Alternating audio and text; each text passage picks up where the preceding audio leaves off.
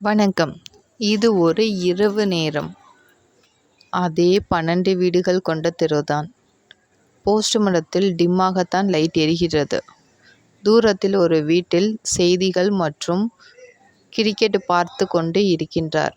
மற்றொரு வீட்டில் கணவன் மனைவி உரையாடல்கள் நடந்து கொண்டு இருக்கின்றன. ஒரு வீட்டில் அப்பா தன் மகனை சத்தம் போட்டு கொண்டு இருக்கின்றார்.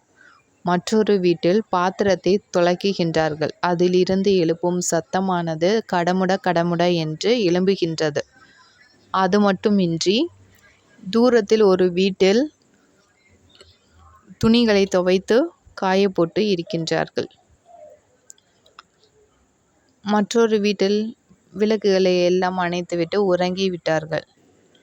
ஏனென்றால் இரவு நேரம் அல்லவா, ஆதலால் உறங்கியிருப்பார்கள். ஒரு சிலர் வீட்டில் டிவியின் சத்தம் கேட்கின்றது. தூரத்தில் வண்டியின் சத்தமும் கேட்கின்றது. அந்த தெருவின் எதிர்ப்புற தெருவில் ஒரு வெளிச்சம் வந்து போய் விட்டது. அது காருடைய வெளிச்சமா இல்லை வண்டியின் வெளிச்சமா என்பது தெரியவில்லை. ஏனென்றால் அது தூரத்திலே அந்த வெளிச்சமானது தெரியப்பட்டது.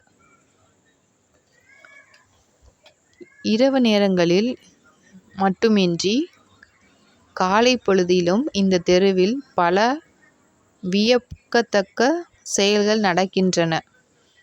அது என்னவென்றால், ஒருவர் செய்யும் செயலவே மற்றொருவரும் செய்வார்கள் இந்த தெருவில். ஆனால் அதில் ஒரு சின்ன மாற்றம். அதே நாளில் அந்த செயலை செய்ய மாட்டார், அடுத்த நாள் அதே செயலை செய்வார்.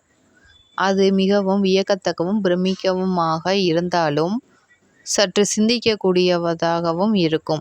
ஏன் இவர்கள் அடுத்தவர் செய்யும் செயலவே பின்பற்றுகிறார், தானாக சிந்திக்கும் திறன் இல்லையோ என்ற எண்ணம் பலருக்கு இந்த தெருவில் எழும்பி இருந்திருக்கலாம். நன்றி.